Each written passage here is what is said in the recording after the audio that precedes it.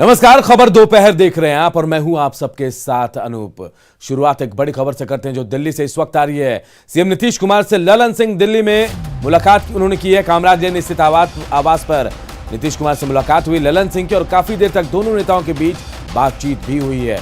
अध्यक्ष पद पर ललन सिंह का नाम लगभग तय माना जा रहा है और आज बैठक में ललन सिंह के नाम पर मुहर लगने का इंतजार किया जा रहा है। तो दिल्ली में आज जेडीयू की राष्ट्रीय कार्यकारिणी की बैठक है और आज कहा जा रहा है कि नए अध्यक्ष पद का चुनाव होगा और ललन सिंह का नाम लगभग तय माना जा रहा है। ललन सिंह ने आज नीतीश कुमार से दिल्ली में मुलाकात की है। उनके आवास पर लगभग काफी देर तक बातचीत हुई है दोनों नेताओं के बीच में और यह कहा जा रहा है कि अध्यक्ष पद पर ललन सिंह का नाम तय है। आज जब बैठक होगी तो ललन सिंह के नाम पर मुहर लगने की भी संभावना जताई जा रही है।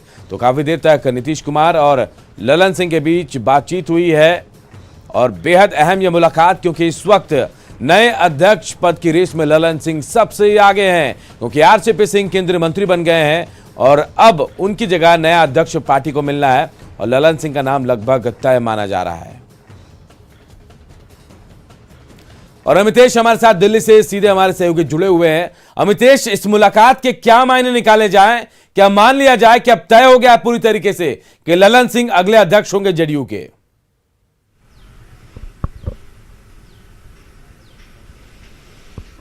देखिए, जेडीयू के अगले राष्ट्रीय अध्यक्ष को लेकर के आज जो कार्यकारिणी की बैठक है उस शाम में निश्चित रूप से उसमें चर्चा होगी और ऐसी उम्मीद की जा रही है कि नए अध्यक्ष के नाम का ऐलान किया जाएगा। लेकिन कौन अध्यक्ष होगा, इसमें अगर कहा जाए दो तीन नाम जरूर आगे चल रहे हैं, चाहे ललन सिंह की बात करें, उपेंद्र कुशवाहा की बात करें, लेकिन ललन सिंह फ्रंट रनर के तौर पर है। ललन सिंह का नाम ज़्यादा आगे है। नीतीश कुमार के बेहद करीबी हैं। आरसीपी सिंह की बात करें या ललन सिंह, दोनों आरसीपी सिंह केंद्र में मंत्री बन गए हैं। उसके बाद सही कहा जा रहा है कि ललन सिंह को राष्ट्रीय अध्यक्ष की कमान सौंपी जा सकती है। तो फिलहाल जो सूत्र बता रहे हैं जेडीयू के, उसके मुताबिक ललन सिंह रेस में काफी आगे है। ललन सिंह का ही नाम आगे चल रहा है, क्योंकि उपेंद्र कुशवाहा की जहां तक बात है, उपेंद्र कुशवाहा को जब पार्टी में लाया गया, राष्ट्रीय लोक समता पार्टी का विलय किया गया बिहार विधानसभा चुनाव के बाद, तो उनको जेडीयू संसदीय बोर्ड का राष्ट्रीय अध्यक्ष बनाया गया है, उनको एमएलसी भी बनाया गया। तो उपेंद्र कुशवाहा के कद को बढ़ाया गया। लेकिन उपेंद्र कुशवाहा की एंट्री चूंकि पार्टी में जेडीयू के भीतर अभी ज्यादा दिन नहीं हुई है, 4-5 महीना पहले ही उनकी एंट्री हुई है, विधानसभा चुनाव के बाद उनकी एंट्री हुई है। यही वजह है कि उपेंद्र कुशवाहा का पलड़ा इस पॉइंट पर थोड़ा कमजोर पड़ता है। तो कुल मिलाकर यही कहा जा रहा है कि ललन सिंह रेस में आगे हैं, लेकिन नीतीश कुमार ने अभी अपना पत्ता नहीं खोला है। नीतीश कुमार सबसे सलाह मशविरा कर रहे हैं। ललन सिंह से उनकी बातचीत हुई थोड़ी देर पहले, चूंकि पार्टी दफ्तर में आरसीपी सिंह के साथ पार्टी पदाधिकारियों की बैठक चल रही थी और इधर ललन सिंह पहुंचे हुए थे, जो कि लोकसभा में संसदीय दल के नेता हैं, नीतीश कुमार से मिलने पहुंचे थे। उनके साथ में राज्यसभा में संसदीय दल के नेता रामनाथ ठाकुर भी पहुंचे थे। तो दोनों नेताओं की बैठक हुई है, यहाँ पर नीतीश कुमार से चर्चा हुई है। लेकिन आगे निकल कर क्या आता है, ये 4 बजे राष्ट्रीय कार्यकारिणी की बैठक में ही पता चल पाएगा, क्योंकि नीतीश कुमार ने अभी अपने पत्ते नहीं खोले हैं। कल ही उन्होंने कहा था कि सबसे सलाह मशविरा करेंगे, तो सलाह मशविरा हो रही है। लगभग उनके मन में जो नाम होगा वो तय कर चुके होंगे, लेकिन अगला राष्ट्रीय अध्यक्ष कौन होगा इसका फैसला राष्ट्रीय कार्यकारिणी की बैठक में ही होगा 4 बजे। अमितेश, एक तरफ आप कह रहे हैं कि बैठक चल रही थी, वहां आरसीपी सिंह बैठे थे तमाम लोगों के साथ और उसी दौरान ललन सिंह यहां नीतीश कुमार से मिलने पहुंचते हैं। इसी मिलने के आसार को हम समझने की कोशिश कर रहे हैं। ये मिलना क्या कह रहा है? क्या तय माना जाए? नीतीश कुमार से बातचीत हुई? क्या बातचीत हुई? क्या कुछ पता चल पाया?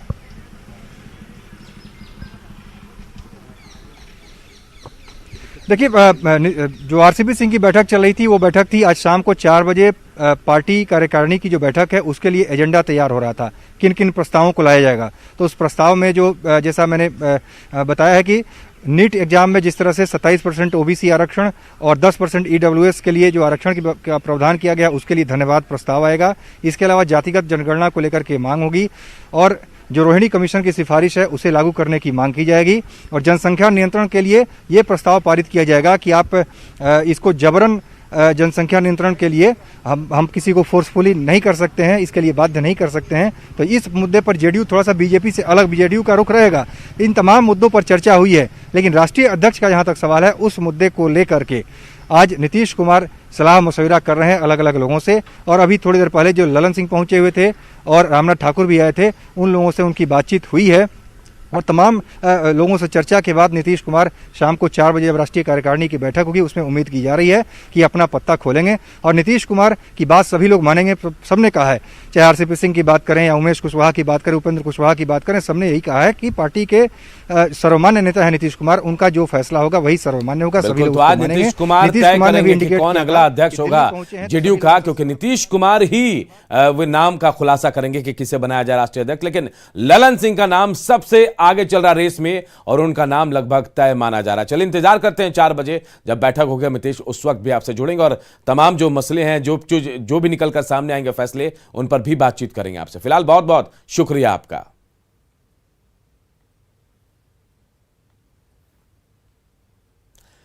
जेडीयू के अगले संभावित अध्यक्ष को लेकर कांग्रेस ने जेडीयू पर निशाना साधा। पार्टी प्रवक्ता प्रेमचंद मिश्रा ने कहा कि सीएम नीतीश कुमार नालंदा से बाहर कुछ नहीं सोचते हैं। बात हो जाएगी कि जेडीयू का राष्ट्रीय अध्यक्ष नालंदा से बाहर का आदमी होने जा रहा है। जेडीयू का मतलब तो नालंदा है, नालंदा से बाहर तो फैसले लेते नहीं। नीतीश जी जब खुद हटे तो उन्होंने आरसीपी सिंह को बनाया। अब अगर आरसीपी की जगह पे किसी और को बनाना चाहते हैं और नालंदा से बाहर के आदमी को बनाना चाहते हैं तो ये तो हम लोग भी इंतजार करेंगे क्या फैसला होता है। इधर कैमूर में भाई भाई का रिश्ता शर्मसार हुआ है। यहां ऐसी घटना सामने आई है। अमोनिया थाना क्षेत्र के सोंधी गांव में महज 500 रुपए के लिए बड़े भाई ने अपने ही छोटे भाई की डंडे से पीट पीट कर हत्या कर दी। ग्रामीणों की सूचना पर पुलिस भी मौके पर पहुंची और आरोपी बड़े भाई को गिरफ्तार किया गया। बताया जा रहा है कि आरोपी बड़ा भाई मजदूरी करता है, जिसने महज 500 रुपए के लिए अपने छोटे भाई की हत्या कर दी। तो देखिए, भाई भाई का रिश्ता शर्मसार हुआ है कैमूर में, जहां 500 रुपए के लिए, महज 500 रुपए की बात को लेकर बड़े भाई ने अपने छोटे भाई की डंडे से पीट पीट कर हत्या कर दी। हालांकि आरोपी को पुलिस ने गिरफ्तार कर लिया है और ये घटना सिर्फ 500 रुपए को लेकर हुई और मजदूरी का काम करता था बड़ा भाई और 500 रुपए को लेकर जो विवाद हुआ उसमें छोटे भाई की उसने लाठी डंडों से पिटाई की, उसकी हत्या कर दी। लेकर के घटना हुआ है। कैसा पैसा? अरे 500 रुपया को लेकर के मारपीट कर दिया। मारने वाले कौन है मृतक के? मृतक का बड़ा भाई है। सिर्फ 500 रुपये के लिए 500 रुपये के लिए मारपीट कर दिया। कटिहार में महापौर शिवराज पासवान की हत्या के बाद उनके घर में राजनेताओं का तांता लगा हुआ है। बिहार के डिप्टी सीएम तारकिशोर प्रसाद पीड़ित परिजनों से मिलकर उन्हें आश्वस्त किया उन्होंने कि सरकार मामले को लेकर गंभीर है और पूरे मुद्दे पर उच्च स्तरीय जांच की जा रही है। तो कांग्रेस के महासचिव तारिक अनवर भी उनके आवास में पहुंचे और पीड़ित परिजनों से मिले और मामले में उच्च स्तरीय जांच की मांग की है।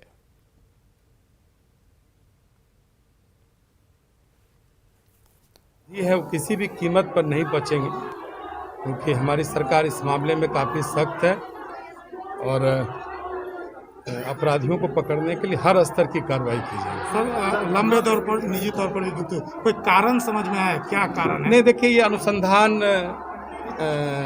के क्रम में है और इस समय इस प्रकार की किसी भी प्रकार की टिप्पणी को करना उचित नहीं है। देखिए, परिवार बहुत दुखी है और मैं उनके दुख में शामिल हूँ और मैंने उनको ही आश्वासन दिया है कि हम लोग सत्ता में नहीं है, हमारी हुकूमत नहीं है, सरकार नहीं है, लेकिन फिर भी जो भी एक विपक्ष की जिम्मेदारी है और एक विपक्ष के नेता के रूप में सरकार के ऊपर, प्रशासन पर पूरी तरह हम लोगों का दबाव रहेगा।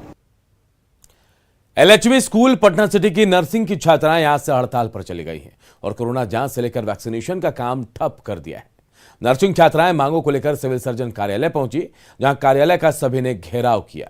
नर्सिंग छात्राओं का आरोप है कि वो 5 महीने से कोरोना जांच और वैक्सीनेशन का काम सरकार उनसे ले रही है, लेकिन अनुभव प्रमाण पत्र और प्रोत्साहन राशि अब तक उन्हें नहीं दी गई है। नर्सिंग छात्राओं से बातचीत की हमारे सहयोगी रजनीश कुमार ने।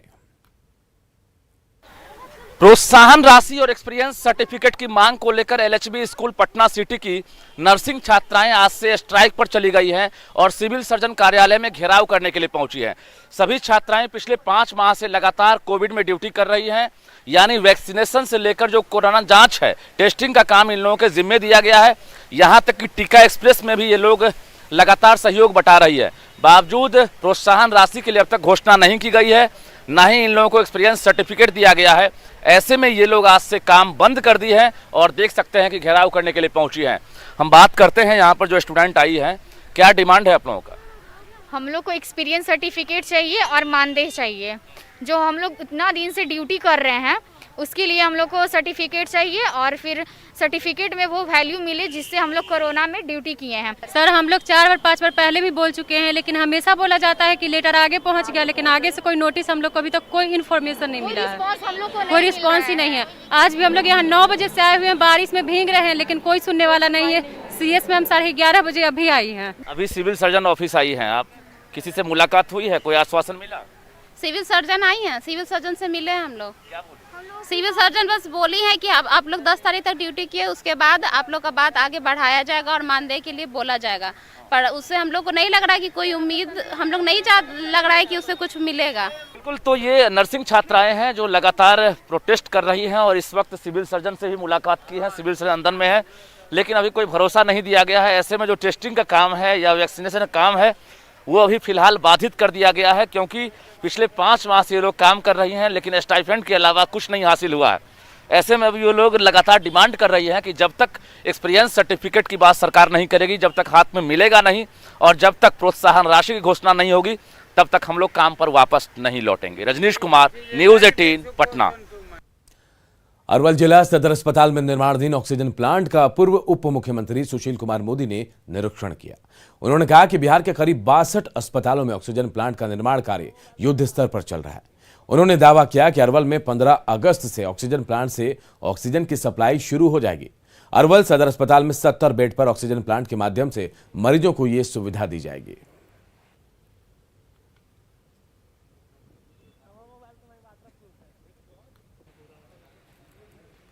PSA प्लांट का निरीक्षण किया है तो प्लांट पूरे तौर पर स्थापित हो गया है।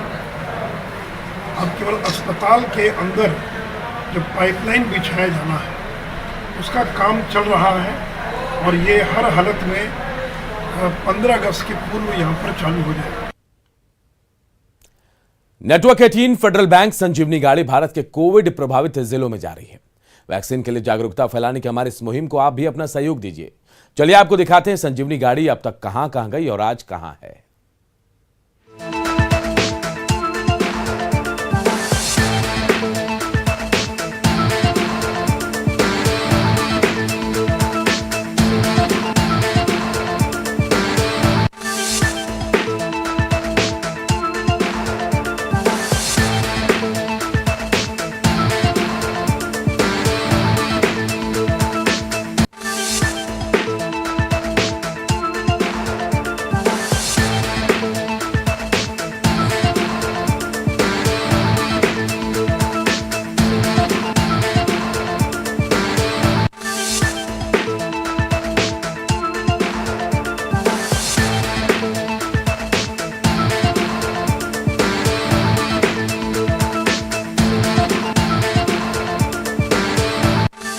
कुछ और खबरें, लेकिन एक छोटे से ब्रेक के बाद जल्द लौटते हैं।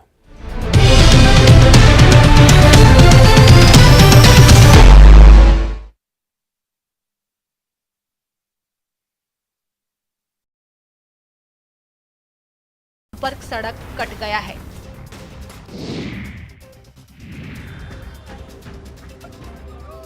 बरसात आते ही सड़कों की हालत बद से बदतर हो जाती है।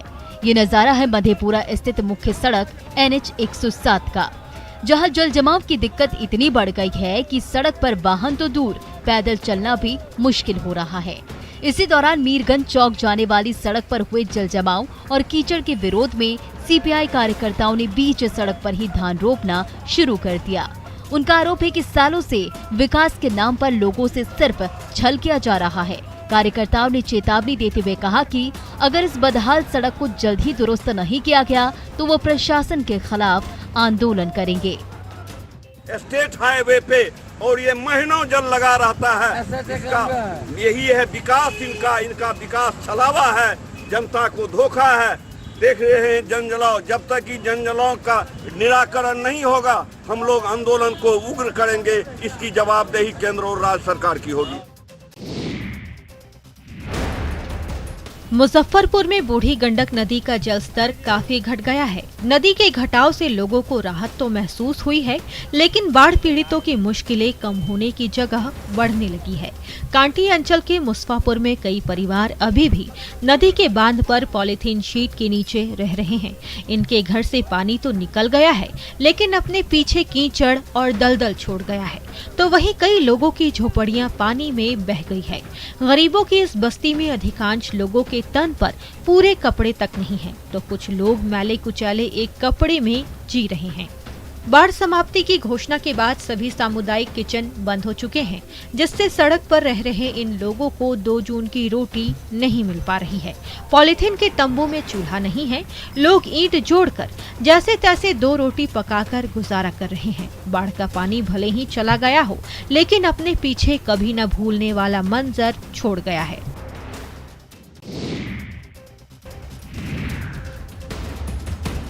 धनबाद जिला सत्र न्यायाधीश उत्तम आनंद की मौत मामले में गिरफ्तार ऑटो चालक सहित 2 आरोपियों को कल रात सीजेएम के सामने पेश किया गया। दोनों आरोपियों को 24 घंटे से अधिक समय बाद गिरिडीह से गिरफ्तार किया गया है। सीजेएम से पुलिस ने 5 दिनों की रिमांड मांगी।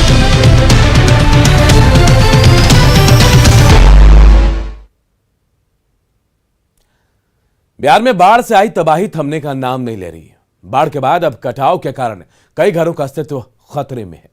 दर्जनों जगह तेजी से कटाव हो रहा है और जिससे कई जगह खतरा बना भी है, और ऐसे में लोग खौफजदा हैं। नदियों का खौफनाक कहर, तबाही मचा रही तेज धार,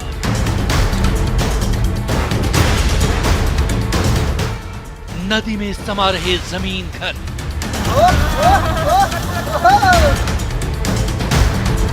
कुदरत का प्रहार, जिंदगी पर कहर,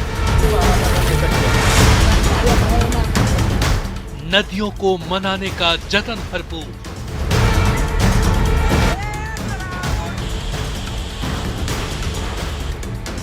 तेज धार, जिंदगी पर प्रहार। बात सबसे पहले बांका के करते हैं। बांका में पिछले साल बना डायवर्सन पानी के तेज बहाव में बह गया, जिससे हजारों लोगों का जिला मुख्यालय से संपर्क टूट चुका है। जिले के बाराहाट, बौंसी, रजौनसुर, धोरैया प्रखंड जिला मुख्यालय से कट चुका है। लोगों की मुश्किलों का जायजा लिया हमारे सहयोगी।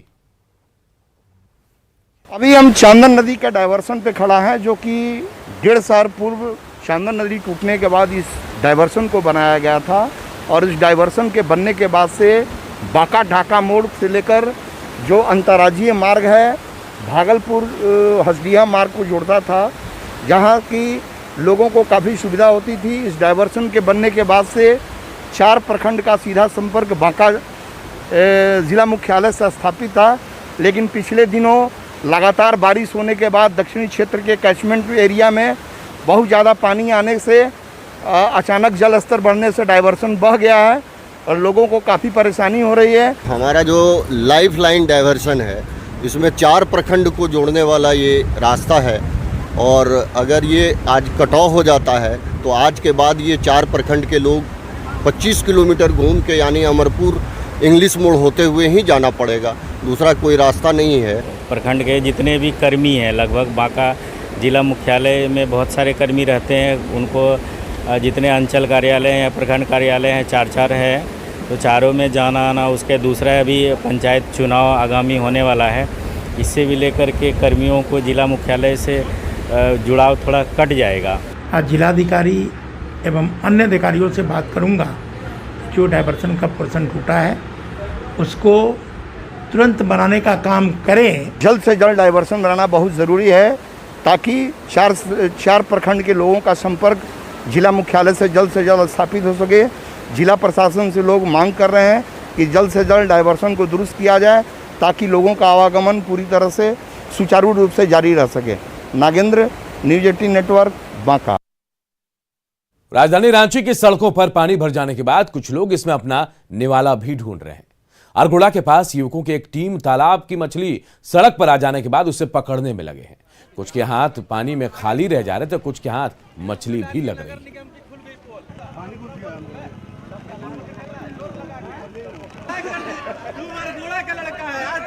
निकला हुआ मछली अभी रोड में पकड़े हुआ है। उतना किधर? उधर पकड़े, उधर इस रोड पे? रोड पे। कौन मछली है ये? यो है गोल्डन है। गोल्डन है? हाँ। और कितना पकड़े? पकड़े हैं अभी 4-5 को पीस है वहाँ बोरा में। राजधानी रांची में लगातार हो रही बारिश से कांके डैम लबालब भर चुका है। ओवरफ्लो होने की वजह से कांके डैम के 3 फाटकों में से एक को बीती रात खोल दिया गया। फिलहाल डैम से 1.5 फीट तक के जलस्तर को बाहर निकाला जा रहा है। हालांकि फाटक खुलने से डैम के आसपास बसे कई गांवों में डूबने का इनका खतरा मंडरा रहा है इनके ऊपर।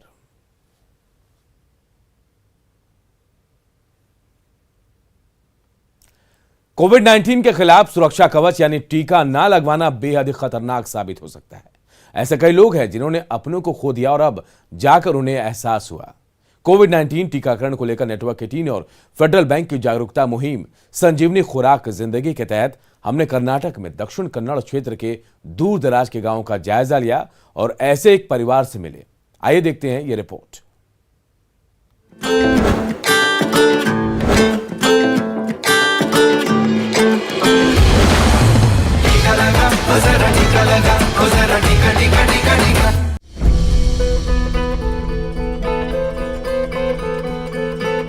अभी 1 महीना भी नहीं हुआ है, पद्मश्री अब तक सदमे में हैं।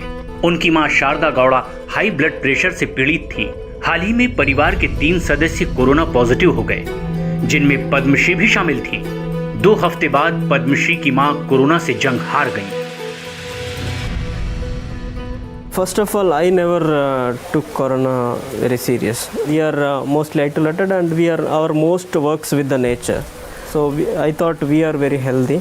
My mother is only 51-year-old. So I never thought it can come her and it can kill her. Dubai में काम करने वाले मोहन ने इस बीमारी को गंभीरता से ना लेते हुए भी अपना टीकाकरण करवाया, लेकिन उन्हें इस बात का पछतावा है कि भारत में रह रहे उनके परिवार ने टीकाकरण को गंभीरता से न लेकर इंतजार करने का फैसला किया था। When government was suggesting people to take vaccination, if it took it seriously and if I took my mother into vaccination, we could save her today. So we lost our mother because we didn't. That is the only weapon at the moment what we have to defend against corona. Do you feel regret? Yeah, of course. We feel regret that we didn't take vaccine before. परिवार में हुई मौत ने इनके व्यवहार को बदल दिया। अब सभी मास्क लगा रहे हैं और पूरे परिवार ने टीकाकरण के लिए रजिस्ट्रेशन करवा लिया है। Since we lost our mother, we don't want to lose our father also. Since he's 45 plus, we immediately took him to the vaccination. इनका संदेश बिल्कुल साफ है, देर ना करें, अभी टीका लगवाएं।